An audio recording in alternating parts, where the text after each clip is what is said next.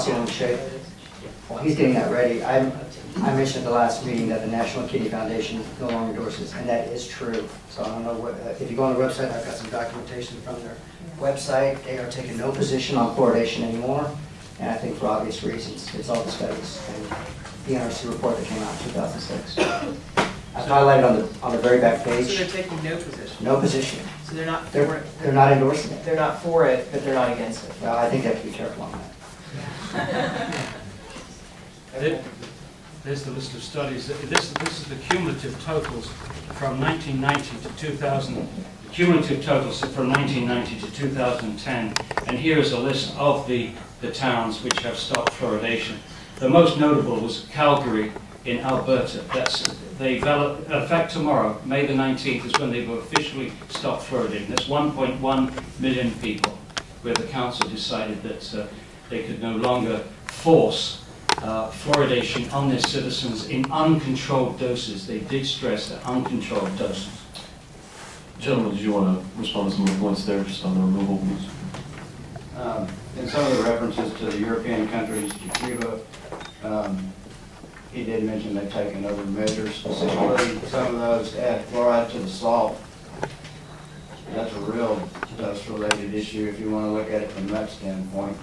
The healthcare delivery systems are different in Europe than they are over here. You have basically government-run healthcare programs, and they come into the schools. Every 6 months, every child in there gets their teeth cleaned. They give them fluoride varnish. They have free access to dental care. It's not like that over here, and that will not happen over here. Well, it might, but it hadn't happened yet. For the rest. And so, it goes back to what I just said. You know, there have been over 310 communities that have, instigated water fluoridation, within the last 10, and they're in over 40 states. And, so if you look at both sides of that, and there are reasons that communities stop fluoridating water, and sometimes it's just strictly economics. They don't have money to do it. And it has nothing to do with that they think that fluoride is toxic or that there's a bad thing going on. They just don't have money to do it, so it doesn't happen. They got to make cuts somewhere. They're not like Congress, they can't print their own money. And so, recently, San Diego, California, which was the largest non-fluoridated city in the U.S., they began their program in 2011.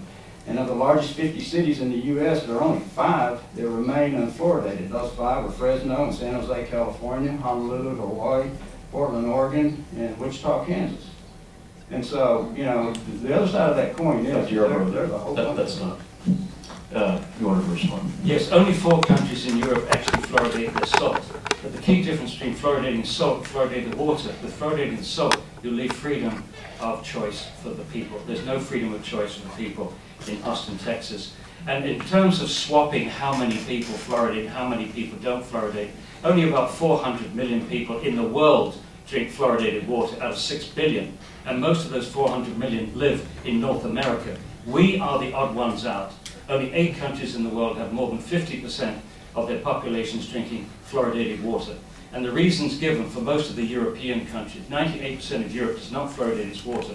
And the 2 main reasons were, 1, we don't believe that we should force fluoride on people that don't want it.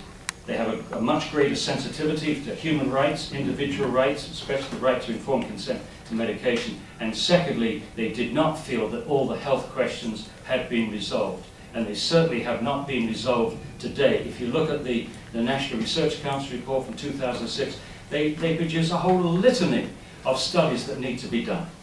And they haven't been done. And there appears to be no intention. For example, perhaps the opposition or promoters of fluoridation could tell me what study that has convinced them that we can safely ignore these 24 IQ studies from China, India, Iran, and Mexico. What single study?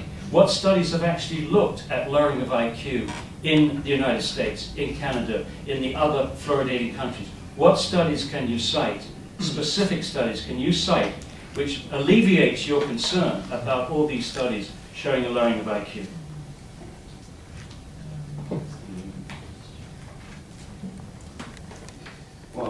First of all, I'm not here in a panel with a research scientist ever citing this study and that study.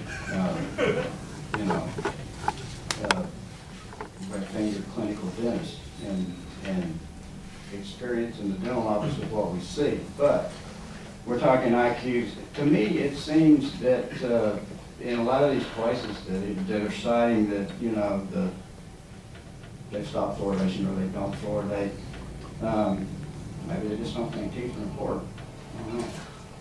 You know, and sometimes we see that concept in other places too.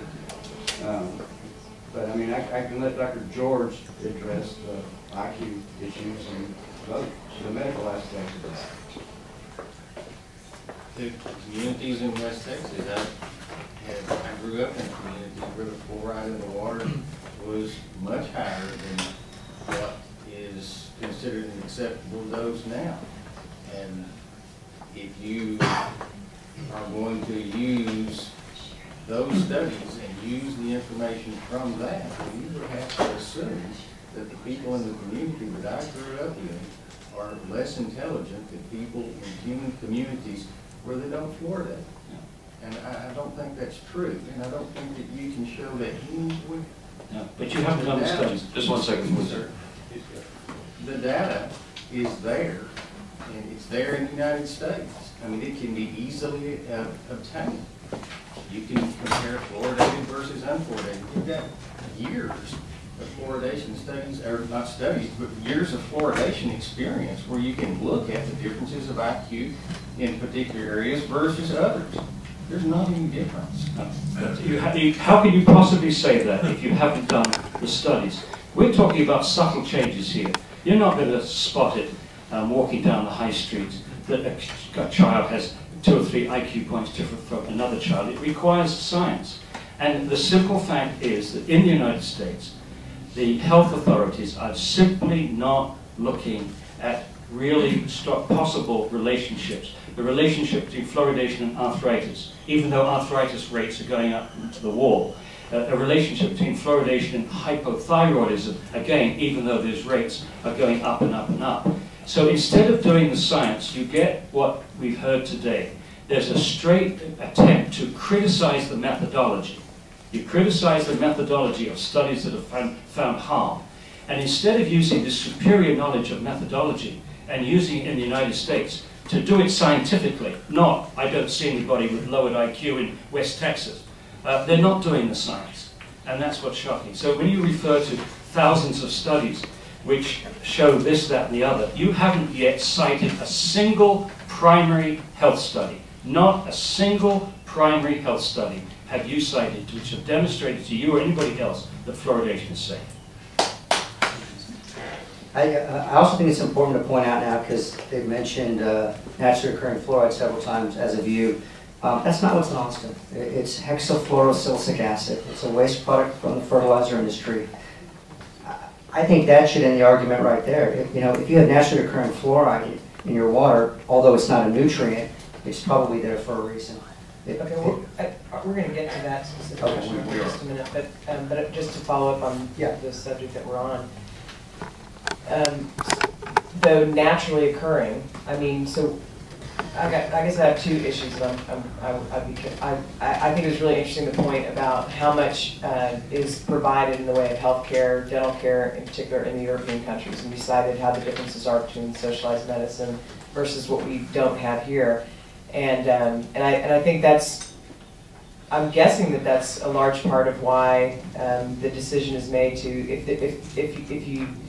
if you assume that there is a level that is a point of, I don't have the scientific words for it, but the point of diminishing returns. There must be some number where the amount of fluoride provides more benefit than a negative impact.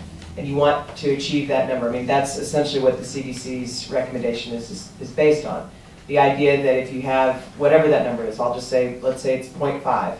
So if 0.5 is the number that is the concentration that allows the vast majority to get the greatest benefit, I guess my question is, and there's a cost associated with it that's relatively inexpensive in comparison to people having dental care, twice a year checkups, the kind of things that were mentioned.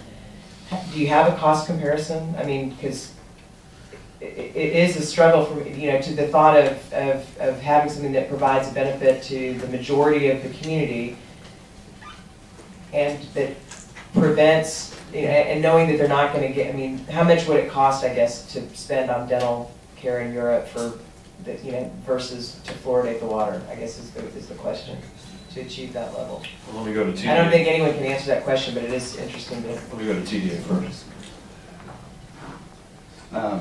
As far as the cost in Europe, I mean, it's at the taxpayer's expense. The taxes are really high over there. You think $5, $4 a gallon gas is bad over here. Try $8, $10 a gallon. And it's the system over there that takes care of the healthcare needs of the population. And we don't have that system here. It doesn't work like that. I mean, the Medicaid providers there are not as many Medicaid providers as are needed to treat that population.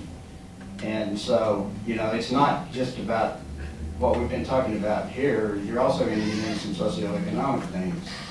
So let me just ask, this is a more easy way to get to the question, I guess. What would it cost for for a kid to get proper dental care if they could, for getting Medicaid or anything else? I mean, if it was going to the dentist twice a year, getting the treatments that were necessary in a doctor's office. I mean, what's a guess? Just a ballpark. I mean, if you brought the child in every 6 months, which is what's recommended for cleanings and checkups and so on, you're probably going to be in a range between $100 and $200 per visit. So, out-of-pocket expense with no treatment, between $200 and $400 a year. Okay. Can I say something on that too?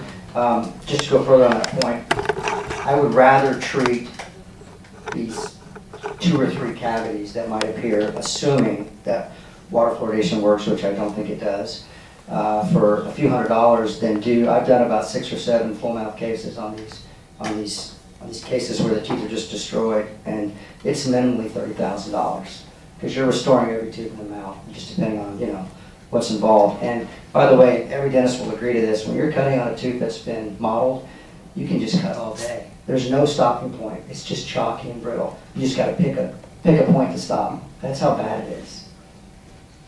I would again emphasize that tooth decay is concentrated in about 15 or 20% of American children from low-income families. 80% of dentists in the United States do not treat children on Medicaid. So this is the problem. If you compare with the wonderful situation that we have in Europe with America, America does not come out looking very good, and nor does the dental profession. As far as the word natural, we've heard the word natural mentioned several times. There's nothing safe about something being natural. Arsenic is natural, and that occurs in the water in the western states. So they're spending a fortune removing this natural toxic substance. If you're interested in natural, then the natural level that we should look at, with great respect, is the level in mother's milk. And that is remarkably low. Who do we believe knows more about what the baby needs? Mother Nature, evolution, or the American Dental Association? Now, as far as dental decay, even though many cities in the United States have been fluoridated for 20, 30, 40 years, you still find high pockets of dental decay in those cities. And they're in the areas of low income. And so this notion that fluoridation somehow adjusts for inequity, for low income, is not the fact. You've still got a huge problem in the inner city in fluoridated countries. For a time. Let me try to bridge this. We have about a half an hour or so remaining. I want to respect